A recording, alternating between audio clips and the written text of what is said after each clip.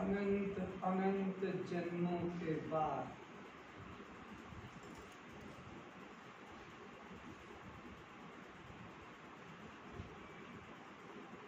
कीट पतंग, पशु पक्षी, सुर असुर,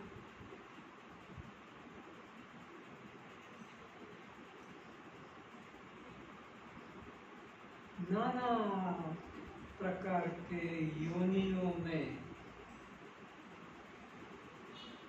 असहनीय दुख भोगते भोगते यह जीवात्मा चला आ रहा है।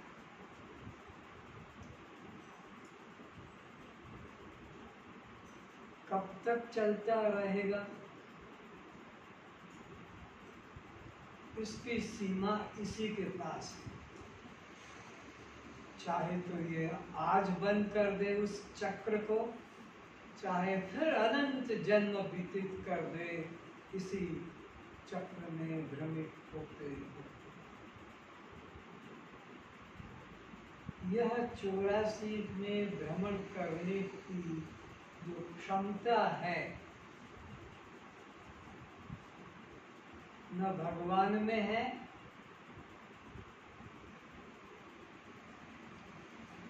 और न गुरु में है,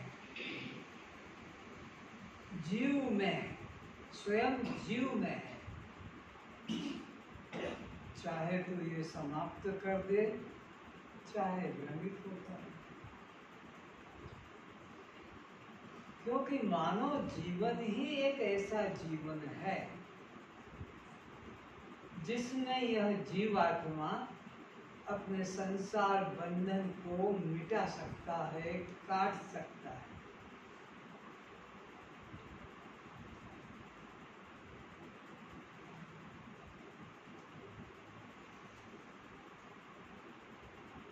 जैसे शराब पीने की आदत डालना या मिटाना भगवान के हाथ में नहीं, गुरु के हाथ में भी नहीं, स्वयं इस जीवात्मा के हाथ में है। चाहे यह कोई भी व्यसन से अपने को मुक्त कर सकता है, नहीं तो अनंत अनंत जन्म इसी व्यसन में व्यतीत करता हुआ आ रहा है, करता रहे।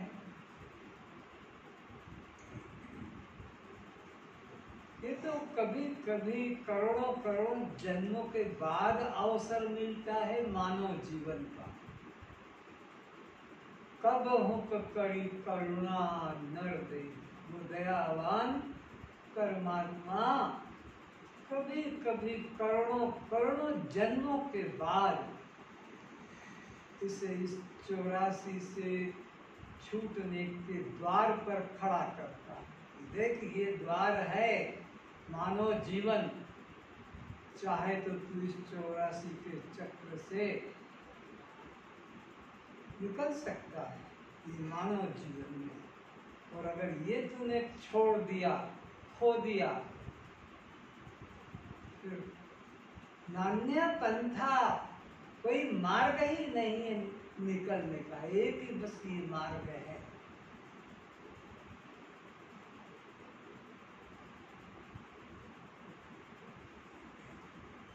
देखो अपने आंखों के सामने कैसे कैसे जीव तड़प रहे हैं, मर रहे हैं।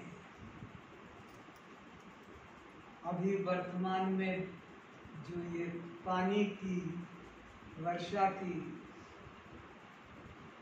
जो चल रही है कहर, चाहे चीन चाइना के हों कि भारत उत्तर प्रदेश के हों कि राजस्थान, बांध टूट रहे हैं, नदियाँ उफान ले रही हैं, बह जा रहे हैं, लोग चिल्ला रहे हैं बचाओ बचाओ बचाओ, फिर भी कोई बचा नहीं पा रहा। जो बचाने जाते हैं वो खुद उनके साथ रह जाते हैं।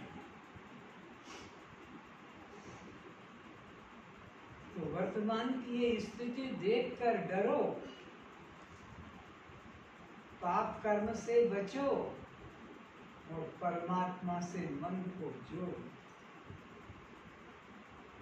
इसलिए सबसे ये नियम प्रतिज्ञा कराई है कि 2-2 घंटा हम परमात्मा के साथ व्यतीत करेंगे। अभी तक 24 घंटे ही हम संसार वालों के साथ व्यतीत कर रहे थे। अब उसमें से हमने 2-2 घंटे का प्रण ले लिया है कि अब हम प्रतिदिन 2-2 घंटे परमात्मा के साथ संबंध जोड़ कर रहेंगे। कौन सा है वो रास्ता? श्वास प्रश्वास, क्योंकि ये परमात्मा से जुड़ा है। परमात्मा के बिना एक श्वास भी भीतर और बाहर हम आप कर सकेंगे? तो ये किसके हाथ में? परमात्मा के साथ श्वास जुड़ा है और हम श्वास के साथ जुड़ गए तो परमात्मा से ही जुड़ गए।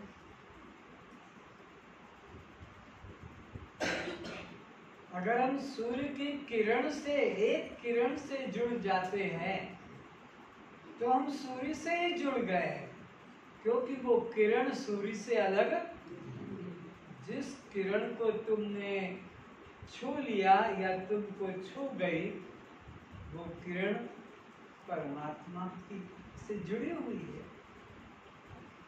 तो हम परमात्मा से ही जुड़ गए। एक एक श्वास परमात्मा से जुड़ी है और हम एक एक श्वास में जुड़ गए।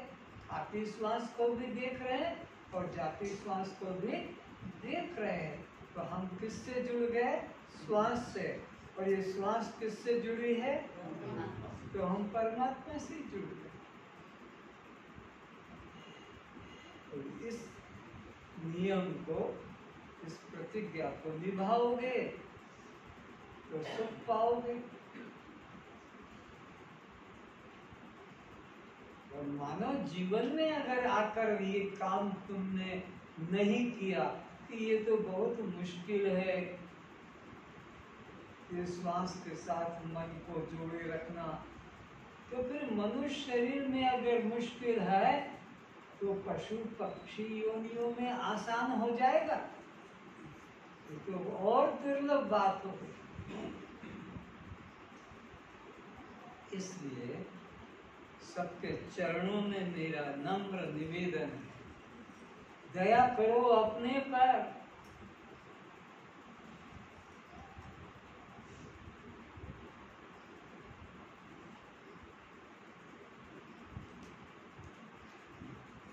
तो आज जो लोग परमात्मा से जुड़े हैं, एक एक घंटा और ज्यादा भी होगा, लेकिन कम से कम वे ईमानदारी से अपना हाथ उठा के बताएं जो परमात्मा से जुड़े हैं।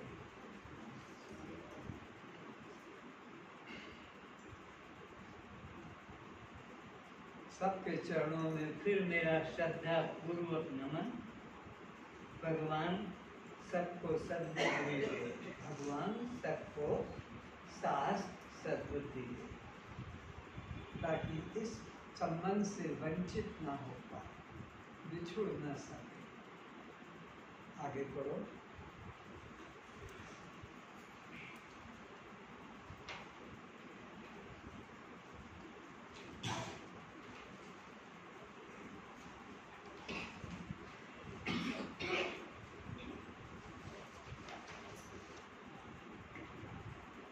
अभी तुम जो यहाँ बेफिक्र होकर श्रवण मनन की मस्ती ले रहे हो, अभी जो हम श्रवण भी कर रहे हैं, जो बोला जा रहा है इसके द्वारा, और मन मन में मनन भी कर रहे हैं और निर्भयता की मस्ती का अनुभव भी कर रहे हैं। सहज में बिना प्रयास के श्रवण मात्र से ही तुम्हें वो मिल रहा है। ये समाधि का ही प्रारंभ है। समाधि वाले इसी अवस्था को पाने के लिए कष्ट उठाते हैं कि हम शांत, निश्चिंत, प्रसन्न का अनुभव करें। तो ये आपको सहज मिल रहा है समाधि का आनंद, बिना प्रयत्न के।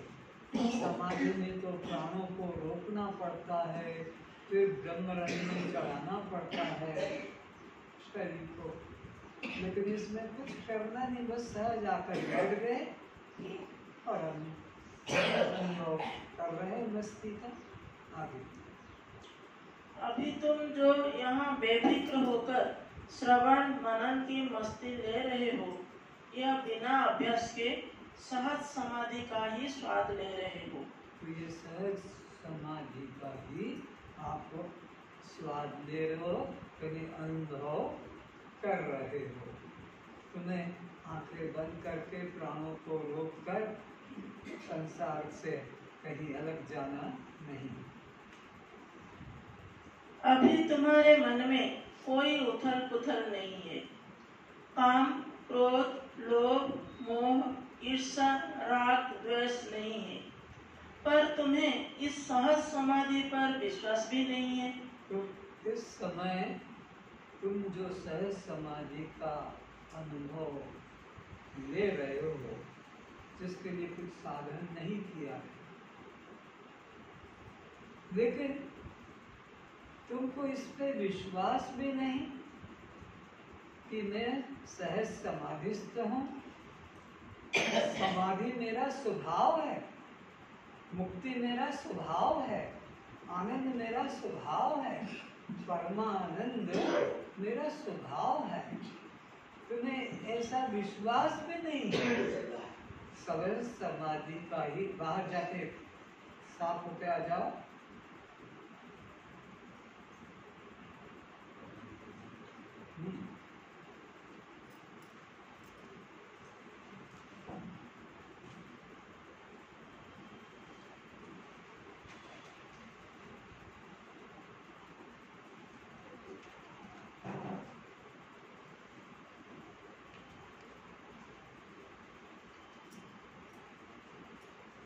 तुम क्या समझते हो? शरीर को मुझे जड़ बनाना होगा, ठंडे गरम का मुझे पता नहीं लगना चाहिए, सफेद काले का मुझे अंतर नहीं मालूम होना चाहिए।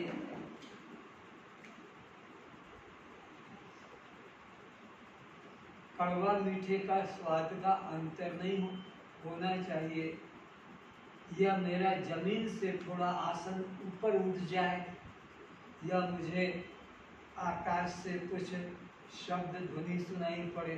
ऐसा कुछ कठिन चीज हो जाने को तुम कहते हाँ, अब मैं ऊंची स्थिति को पा गया, या अब मुझे समाधि मिल गई। लेकिन ये बिल्कुल मूर्खता की बातें, बिल्कुल मूर्खता की। समाधि का इन जड़ता से, मूलता से कोई संबंध नहीं। ये तो रुग्णावस्था है। किसी को पैरालिसिस हो जाए, कोमा में चला जाए, तो क्या ये ऊंची अवस्था है? क्योंकि उस व्यक्ति को जो कोमा में चला गया, वो तो कोई देखता भी नहीं, किसी को सुनता भी नहीं, कुछ बोलता भी नहीं, कोई खट्टे मीठे का स्वाद नहीं आता, गर्म ठंडे का अंतर नहीं जानता, सफेद काली का। तो क्या इसी का नाम समाधि है?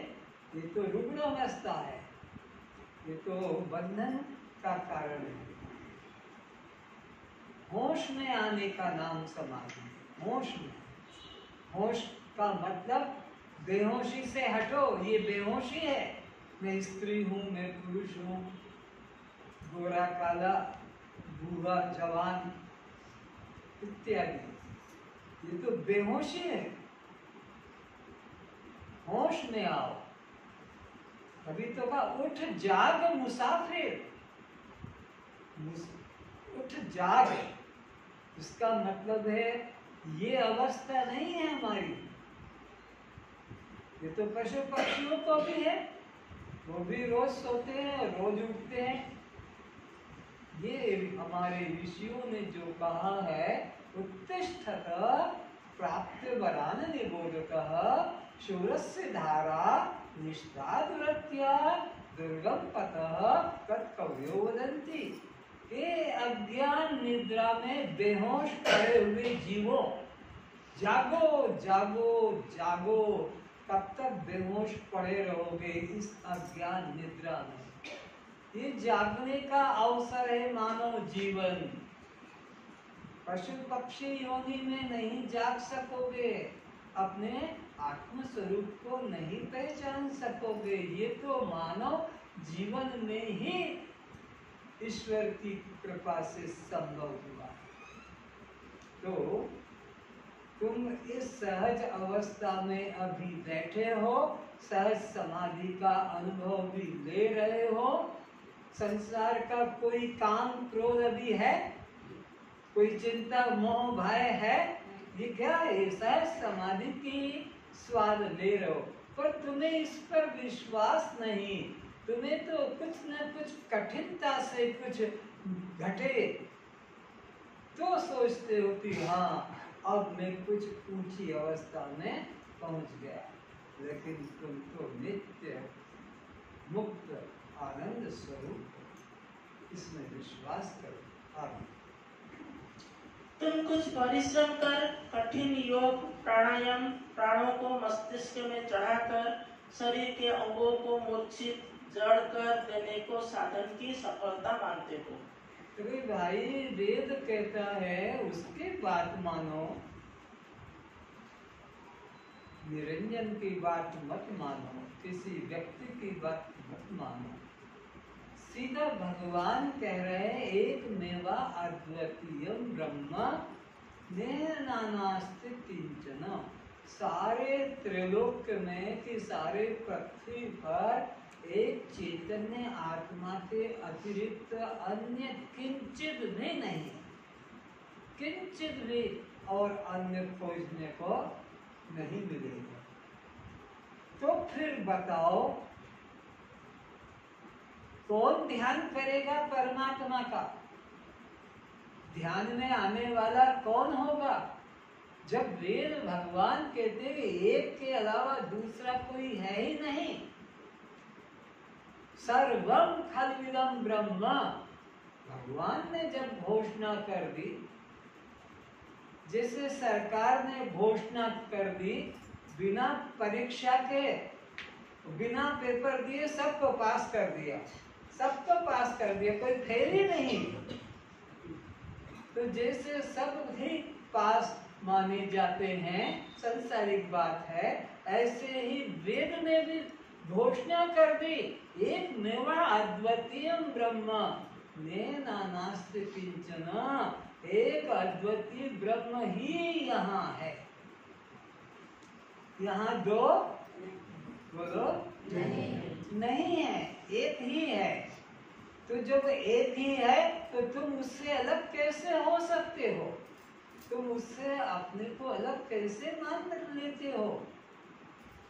क्या दो चेतन है कि एक आंख बंद करके बैठेगा और दूसरा हमारे सामने प्रकट हो जाएगा?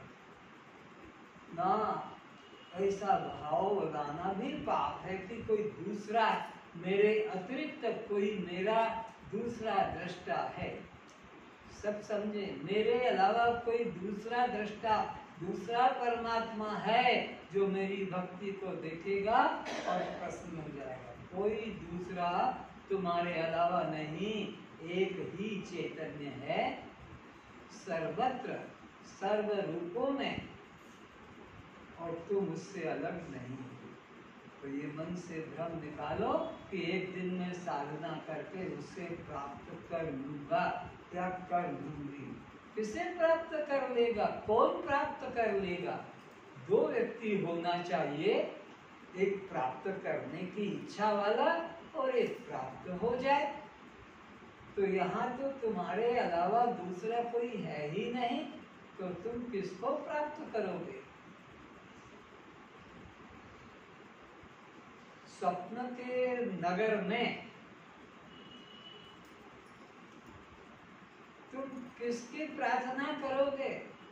और कौन तुम पर प्रसन्न होगा? और कौन तुम्हारी कामना पूर्ति करेगा? स्वप्न में तो मालूम पड़ा कि स्वप्न में तो मेरे अतिरिक्त कोई है ही नहीं। अगर मेरे अतिरिक्त कुछ होता तो नींद टूटने पर वो भी मेरे सामने आ जाता, मेरे बिस्तर पर होता, मेरे पास में होता। लेकिन मैं ही स्वप्न का उत्पत्ति करता ब्रह्मा हूँ, मैं ही स्वप्न का पालन करता विष्णु हूँ, और मैं ही स्वप्न का संहार करता शंकर हूँ। मेरे अतिरिक्त न कोई ब्रह्मा, न कोई विष्णु, न कोई शंकर। मेरे अतिरिक्त कुछ होता तो नींद टूटने पर मेरे चारों ओर वो दिखाई पड़ना था जो दिख रहा था। इस पानी में डूब रहे हैं, लोग बह रहे हैं, मकान गिर रहे हैं, वो जो मैं सपने में दिख रहा था, नींद टूटने पर भी चारों तरफ वही खंडर, वही वस्तु दिखना थी, पर कोई दिखता ही नहीं।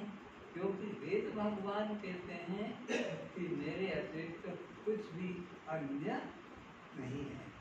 फिर तुम क्यों मान लेते हो कि मैं एक दिन उसको प्राप्त कर लूंगा, कर लूंगी? तो दो हो जाएंगे, दो तो है ही नहीं।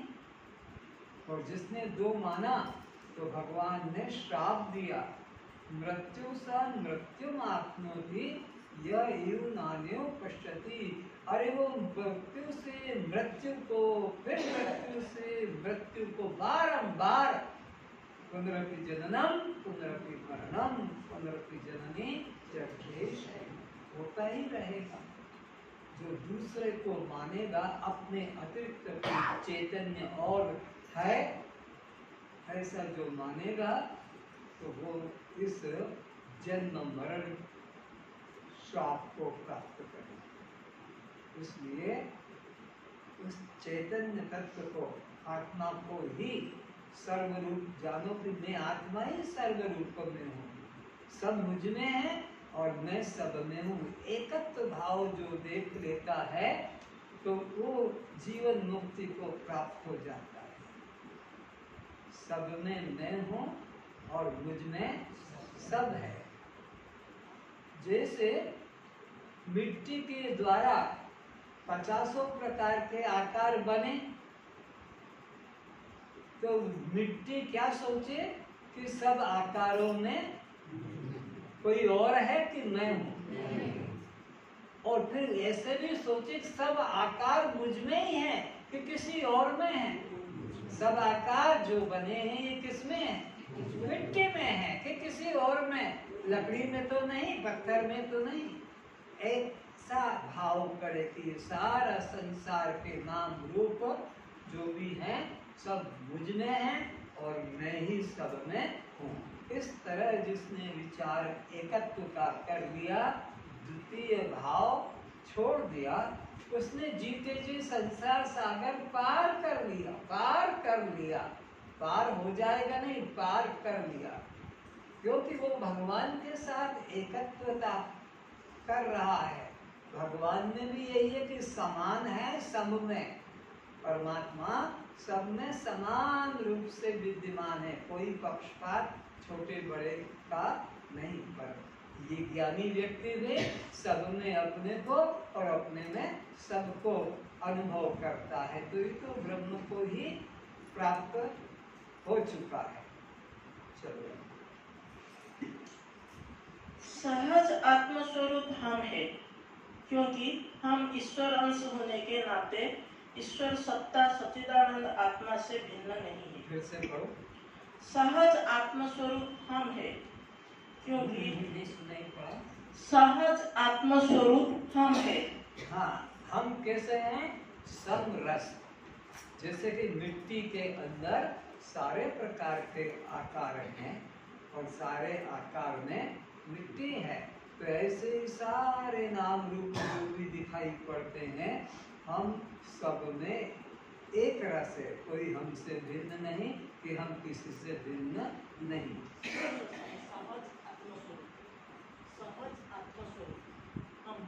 अच्छा, समझ सहज आत्मस्वरूप हम है।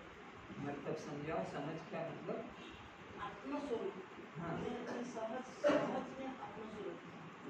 ये हम अपने को ऐसा समझे, समझ का मतलब सहज आत्मस्वरूप हम है, क्योंकि हम ईश्वर अंश होने के नाते ईश्वर सत्ता सच्चिदानंद आत्मा से भिन्न नहीं है। तो परमात्मा कैसा है?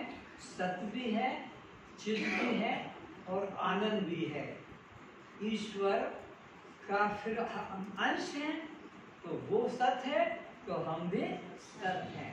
वो चित है तो हम भी चित हैं, और वो आनंद है तो हम भी आनंद है। क्योंकि अंशी से अंश कभी अलग नहीं होता है। समुद्र ना बड़ा व्यापक है, पर उसमें से हम एक चम्मच, एक बूंद या एक गिलास पानी का लें, तो जो गुण विशाल समुद्र का खारापन है, वो एक चम्मच की एक बूंद भी हमने ले लिया तो उससे अलग, तो वो सत्य है तो हम भी सत्य हैं। परमात्मा सत्य है तो हम भी सत्य हैं, क्योंकि हमारा कभी नाश नहीं होता।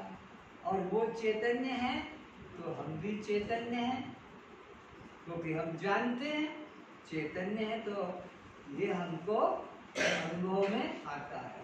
और वो आनंद है तो हम भी आनंद है।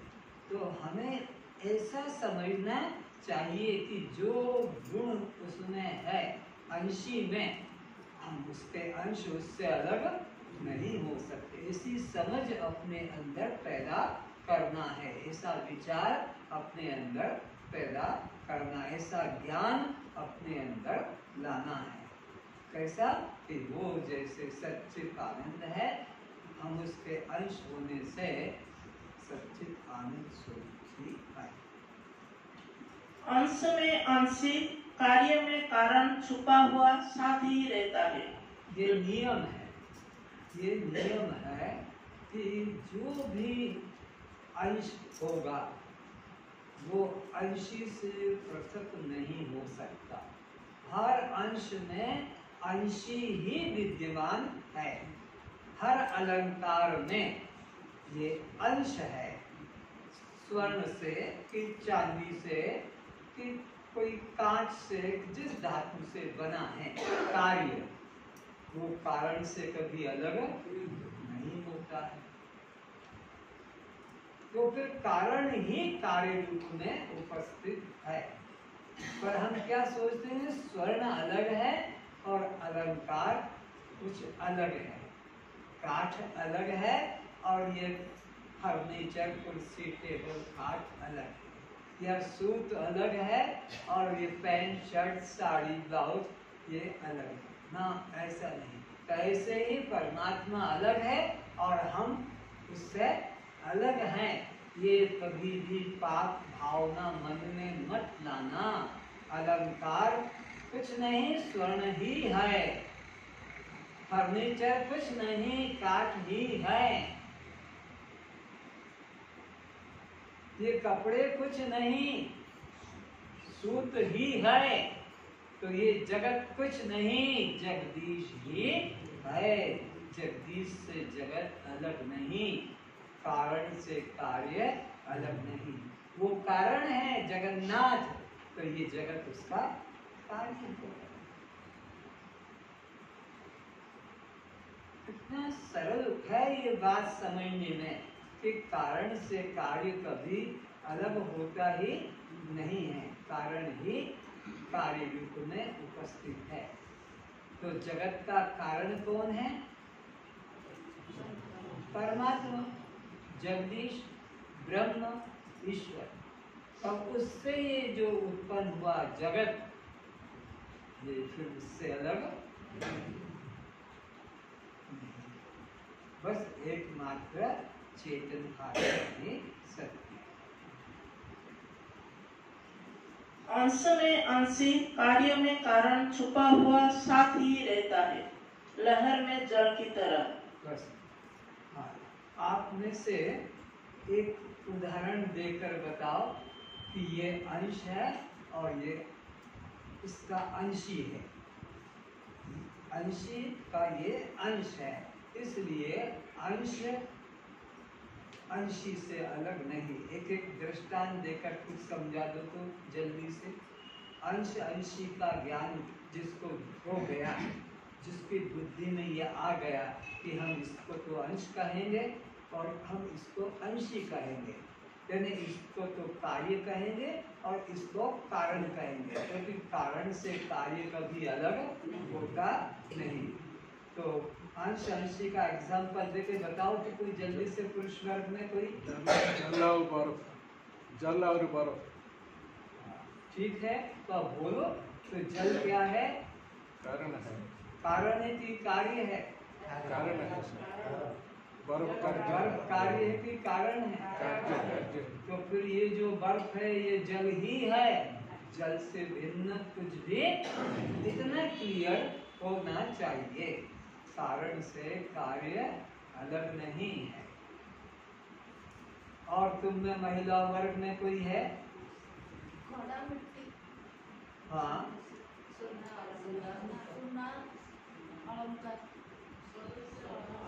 कौन कारण है, कौन कार्य है?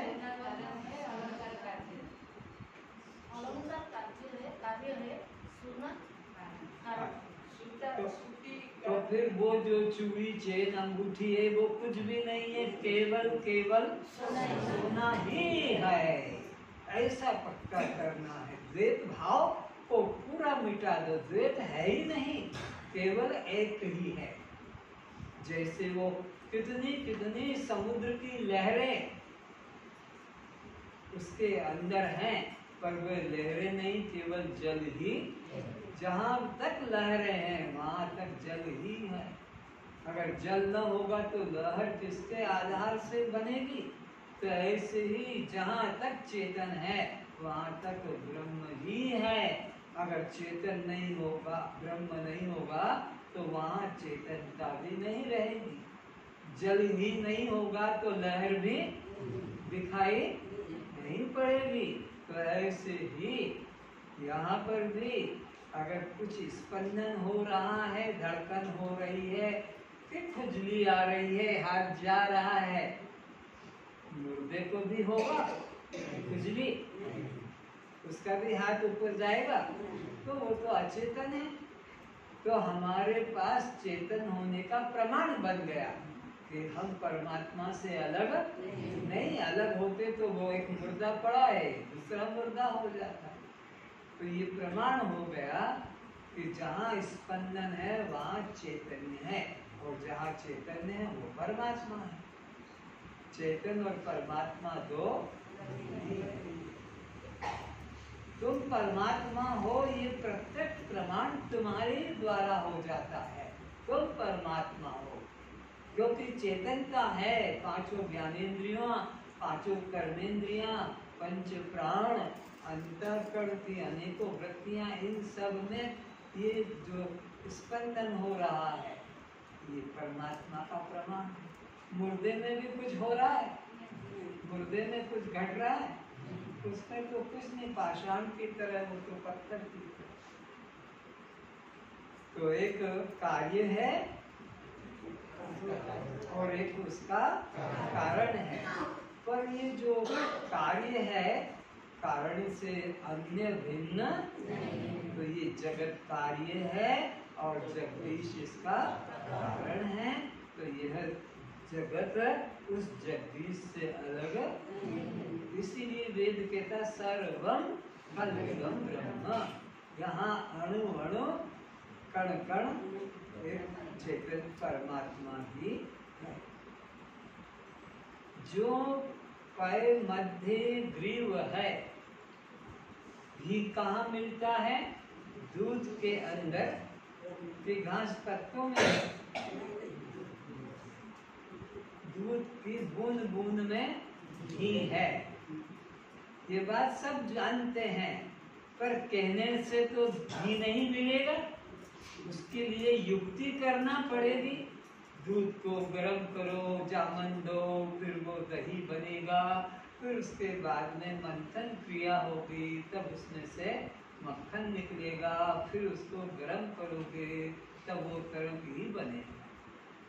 तो जो सुनना, जो पय मध्य ग्रीव है, जैसे दूध में घी है, त्यों रमिया सब ठोर, इसी तरह वो राम चैतन्य परमात्मा सब में रमण कर रहा है। दूध की बूंद बूंद में घी रमण कर रहा है।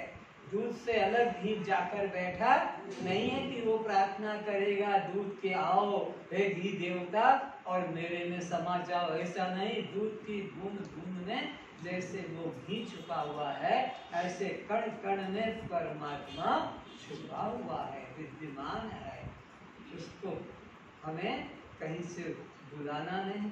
तो जो पय मध्य ग्रीव है, त्यों रमिया सब ठोर, पर श्रोता वक्ता बहु मिले, मति काढ़े ते और। वो कोई निरंजन ही हो सकेगा पृथ्वी पर, जो मत कर निकाल कर तुम्हें हाथ में रख दे कि देख ये है, ऐसा जो अनुभव करा सके। कहने वाले तो बहुत मिल गए, उपदेश देने वाले तो बहुत है कि कण कण में भगवान है, सब ब्रह्म है, मैं ब्रह्म हूँ, वो ब्रह्म है। कहने वाले तो बहुत हैं, लेकिन अनुभव करा दे मति काढ़े ते हो। दूध में घी है, कहने को कह दिया, बच्चे बच्चे भी कह देंगे, लेकिन कहने मात्र से तो मिलता नहीं, युक्ति करना पड़ती है। ऐसे ही परमात्मा अणु अणु में है, पर मैं ब्रह्म हूँ कह दिया, इससे कुछ फर्क नहीं पड़ा, अज्ञानता वैसी ही बनी है। हाँ, जो तुम्हें पंचभूतों से अलग दिखा दे, जो 25 तत्वों से तुम्हें अलग का बोध करा दे, जो तुम्हें 3 शरीर से अलग होने का बोध करा दे, जो तुम्हें सूक्ष्म शरीर के 17 तत्वों से अलग होने का बोध करा दे, जो तुम्हें कारण शरीर अज्ञान से अलग होने का अलग बोध करा दे कि तू एकमात्र दृष्टा साक्षी आत्मा। और वो भी निस्संदेह हो जाए, खाली सुआ की तरह रट लिया कि मैं दृष्टा साक्षी आत्मा हूँ, और इधर पता नहीं कब प्राण निकल गया, अंदर बोल दिया हमने।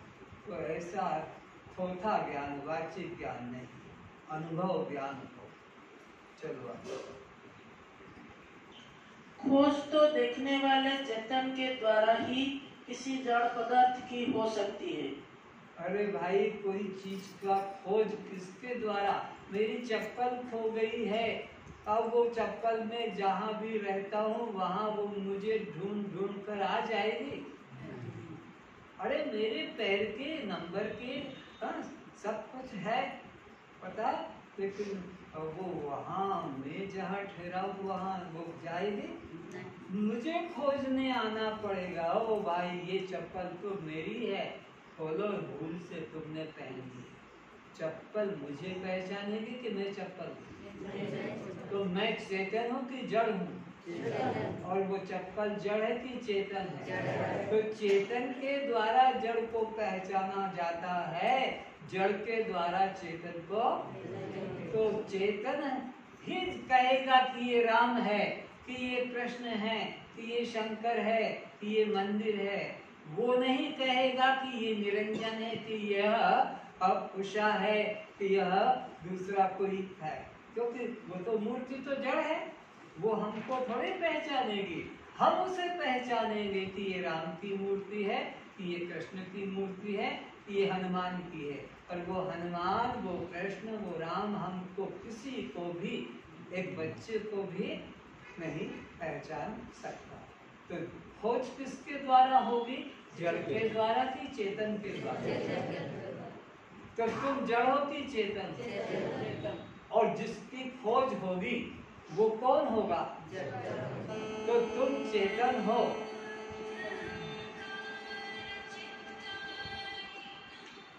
तुम चेतन हो और तुम्हारे द्वारा जिससे भी खोजा जाएगा वो जड़ होगा। पक्का कर लो दिमाग में, ये छोटा सा गणित है।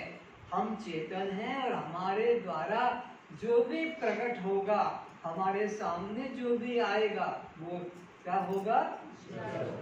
फिर चेतन के द्वारा जड़ की खोज होती है। परमात्मा खोज में आएगा नहीं, और आता है तो जड़ ही होगा, क्योंकि खोजने वाला एक चेतन हम है। आगे, जिसे खोजते फिरते हैं वो कहीं और नहीं, वो देह में हम ही है। तो वो जो खोज रहा है परमात्मा को, मुक्ति को, आनंद को, वो कोई और नहीं है, वो हम स्वयं ही हैं। खोजने वाले हम स्वयं ही वह हैं। ये क्या बेकार काम में लगा? बंद करो इसको। किसने बोला तुमको यहाँ लगाने के लिए? बंद कर दो। तुम्हारा ध्यान तो उसी में लगा रहता है, रखना होगा। ये नियम हमारा नहीं है क्लास में हर एक व्यक्ति रिकॉर्ड करे। कोई जरूरत नहीं रिकॉर्ड करने की, उससे कल्याण होगा क्या? अरे इस तत्व को हमें पकड़ना है, इस तत्व में डूबना है, इसका अनुभव करना है, ना कि रिकॉर्ड भर कर करके रख लेना है और उसको फिर हम टीवी में दिखा देंगे, यूट्यूब के वहाँ भुवनेश्वर में ऐसा सत्संग चल रहा है, फिर कोरापुट में ऐसा सत्संग चल रहा है। ये सब अहंकार को बढ़ाने के साधन है, ना कि घटाने के साधन। हमें तो अहंकार मिटाना है। चलो आगे। बस कर्ता से दृष्टि हटा ले एवं साक्षी पर चेतना टिक जाए। बोलो बंद करे इसको, चलाए नहीं मात्र। बस कर्ता से दृष्टि हटा ले एवं साक्षी पर चेतना टिक जाए तो क्या होगा? तो क्या करना है? बस इतना ही करना है कि दृश्य से दृष्टि को हटाकर दृष्टा की तरफ मोड़ना है, और कुछ नहीं करना है। वस्तु जहाँ की तहाँ है, परमात्मा तो जहाँ का तहाँ है, वस्तु जहाँ की तहाँ है, वो कभी खोया नहीं, उसे ढूंढना पाना नहीं। बस हमारी दृष्टि उधर से इधर कर ले, बस तिरछी दृष्टि से इधर कर ले, बस इतना ही करना है। दृश्य से, अनात्मा से, जड़ से हटाकर दृष्टा में, चेतन में, आत्मा में अपनी वृत्ति को जोड़ दे। बस कर्ता से दृष्टि हटा ले एवं साक्षी पर चेतना टिक जाए तो ज्ञात होगा ओ मैं ही तो हूँ। जनक जी कहते हैं मैंने तो बिना कुछ किए ही पा लिया। बुद्ध भी कह गए कि जिसे मैंने कभी खोया नहीं था उसे ही पा लिया। वेद कहता है, संत भी कहते हैं, क्या कहते हैं कि वो जो परमात्मा है वो अखंड है। अखंड का मतलब सर्वदेशी है, तो उसे खोजने की जरूरत। आकाश को खोजने कहाँ जाओगे? पहाड़ पे चढ़ोगे, झाड़ पे चढ़ोगे, मकान पे? अरे हम जहाँ बैठे हैं आगे भी आकाश है, पीछे भी आकाश है, बाएं भी, दाएं भी, भीतर भी, बाहर भी, सर्वत्र ऐसे के ऐसे ही वो चेतन परमात्मा हमारे आगे भी है, पीछे भी है, बाएं भी है, दाएं भी है, भीतर भी है, बाहर भी है, सर्वत्र वही है, क्योंकि एक अखंड तत्व है। इसलिए उसके लिए हमें कहीं खोजने की, जाने की आवश्यकता नहीं। बस दृश्य की तरफ से दृष्टि को मोड़ लेना है, दृष्टा की तरफ जोड़ लेना है, हो गया कल्याण, और कुछ करना नहीं। बुद्ध भी कह गए कि जिसे मैंने कभी खोया नहीं था उसे ही पा लिया। जब 6 साल के बाद गौतम बुद्ध घर लौटे तो उनकी पत्नी ने एक प्रश्न किया कि वो जो चीज वहां तुमने पाई, क्या वो घर में नहीं मिल सकती थी? क्या वो ऐसी परछिन्न वस्तु है, एक देशी वस्तु है कि अखंड है? पत्नी ने प्रश्न कर दिया। 6 साल के बाद में जब वो सिद्ध अवस्था में आ गए तो कहते हैं, और अगर तुम मुझको बताकर जाते, चोरों की तरह छुपकर बिना बताए भाग गए, अगर तुम क्या मेरे को बताते तो क्या मैं तुम्हें रोक लेती? ऐसा समझते हो? मेरे में इतना मोह नहीं है। पत्नी जवाब दे रही है, तो क्या तुमको वहां मिला? तब कहा बुद्ध ने कि मिला तो वही जो 6 साल पहले से मेरे पास था, और उसके मिलने में जो मेरे पास था वो सब चला गया। जो जो वस्तु पर मेरा अहंकार था, मकान, राज्य, पत्नी, पुत्र, ये सब, तो वो सब तो चला गया, और मिलने को वही मिला जो पहले से ही मेरे पास था। हमको तो बिना कुछ किए ही मिल गया। ऐसे ही जनक जी भी कहते हैं अष्टावक्र जी को कि हे गुरुदेव, आपने जो परिश्रम करके मेरी दृष्टि को मोड़ दिया दृश्य से, तो मैं तो बिना कुछ किए ही सब कुछ पा गया। मुझे कुछ करने की जरूरत नहीं, ना अष्टांग योग, ना प्राणों को रोकना है, ना मेरे को कोई कुंडलनी जागृति करना है, न चक्र भेदन करना पड़ा, ना अष्टांग योग करना पड़ा। वो तो मेरा सहज स्वभाव है। पर उसके लिए जो मेरा नहीं था, उस साम्राज्य, रानी, पुत्रादि सबको खो देना पड़ा। 6 वर्ष तपस्या का कष्ट सहना पड़ा। तो क्या हुआ? मेरी पत्नी चली गई है ना, वो जिंदा है, मेरा पुत्र भी चला गया, मेरा राज्य भी चला गया, उसे पाने के लिए जो मेरे पास पहले से ही था, यानी कुछ और नूतन प्राप्त नहीं हुआ। समझ लो, गेहूं खेत में डाला, अब वो मरा, गेहूं मरा, और उसमें से अंकुर निकला, फिर वो बड़ा हुआ, फिर उसमें से उम्मी निकली, उसमें से फिर गेहूं के दाने, फिर वो सूख गए, फिर उसको कुचला गया, फिर उपना गया, फिर बोरे में भरा गया। बोरे में से निकाला था किसान ने, खेत में डाला, पककर, और फिर बोरे में भरा।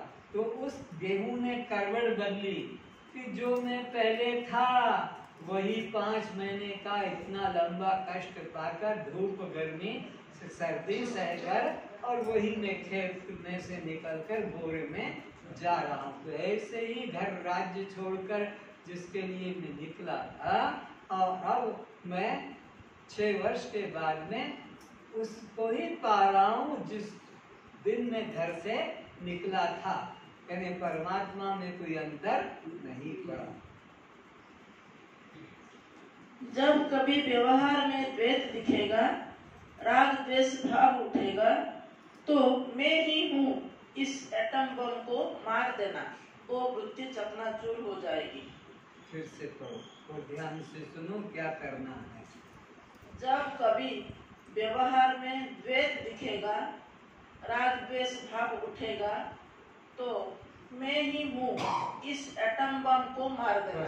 तो जब कभी व्यवहार में होता ही है, राग द्वेष जग जाता है, वैर भाव जग जाता है, शत्रु भाव जग जाता है, तो फिर बंधन का कारण हो जाता है।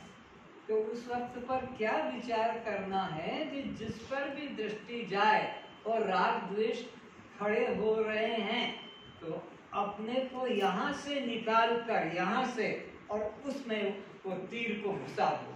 जैसे पिस्तौल में गोली भरी हुई है और सामने शत्रु आया, ठान करके मार दो, तो गोली उसके अंदर घुस जाएगी, वो खत्म। गोली मार दी तो मरेगा वो।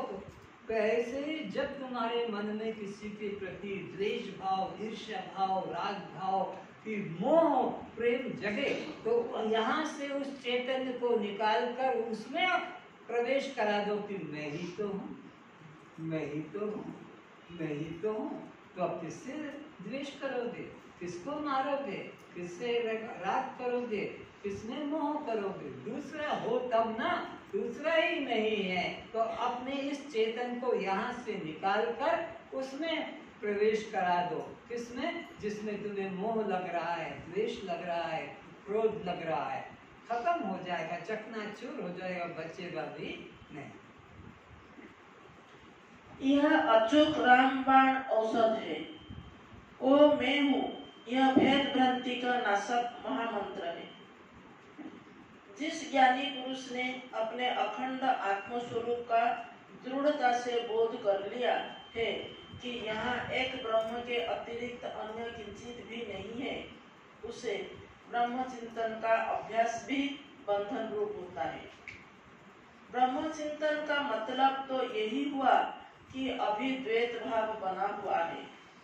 मैं ब्रह्म को, मुक्ति को साधन कर प्राप्त कर लूंगा।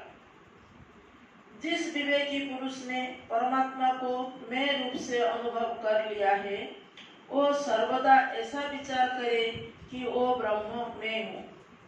क्या विचार करे सदा? वो ब्रह्म मैं स्वयं हूँ।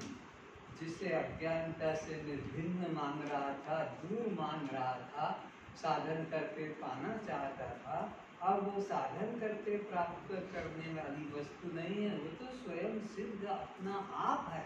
वो मैं स्वयं भी हूँ, वो मुझसे भिन्न नहीं, जिसे मैं साधन करके प्राप्त करूँगा। वो दूसरे को नहीं देखता है तो ब्रह्म चिंतन कौन करेगा? याद रखें, चैतन्य परमात्मा एक है, दो नहीं है कि एक चैतन्य ध्यान में बैठेगा और दूसरा चैतन्य ध्यान में प्रकट हो जाएगा। वो तो साक्षी रूप में, सबकी बुद्धि के साक्षी रूप में खड़ा है। सर्वधि साक्षीभूतम। तुम्हारे अलावा सृष्टि में कोई दूसरा साक्षी नहीं हो सकता। तुम्हारे अलावा सब दृश्य अनात्मा, जड़, विकारी, नाशवान है। तो एक चैतन्य सत्ता ही सर्वत्र है, सर्व रूपों में है, और वह तुम हो। ये बस निश्चय करना है, मुझसे भिन्न और कोई चेतन वस्तु नहीं है।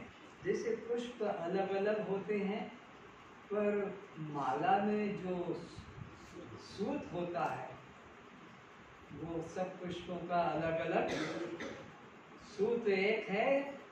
पुष्प माला में सूत तो एक अखंड है, सर्वव्यापक है, और पुष्प अलग अलग है, व्यतिरेकी है।